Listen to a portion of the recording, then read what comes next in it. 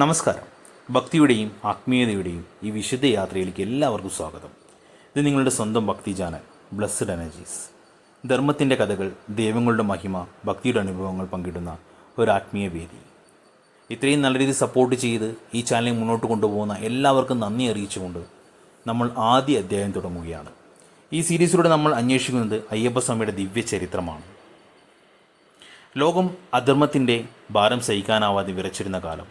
അസുരശക്തികൾ ഭൂമിയെ പിടിച്ചടക്കാൻ ശ്രമിച്ചു. ദേവന്മാർ ദുരിതത്തിൽ മുങ്ങി. അവർ ആശ്രയിച്ചത് മഹാദേവനെയും മഹാവിഷ്ണുവിനെയുമായിരുന്നു.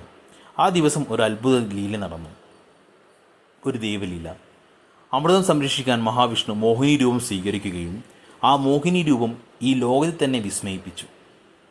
ആ ദിവ്യ സംഗമത്തിൽ നിന്നാണ് ഒരു മഹാശക്തി ജനിച്ചത്. ഹരിഹരസുതൻ സ്വാമി അയ്യപ്പൻ. ഹരിയും ഹരയും ചേർന്ന ദൈവിക ശക്തി. ഹരി എന്നാൽ വിഷ്ണുവും ഹരൻ എന്നാൽ ശിവയും. അയ്യപ്പൻ സാധാരണ ജന്മമല്ല.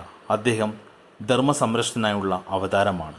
അധർമ്മത്തെ നശിപ്പിക്കാൻ, ഭക്തരെ രക്ഷിക്കാൻ, നീതിയുടെ വഴി കാണിക്കാൻ. അദ്ദേഹത്തിൻ്റെ അവതാര ഭൂമിയിൽ ഒരു പുതിയ യുഗത്തിന് തുടക്കമായി.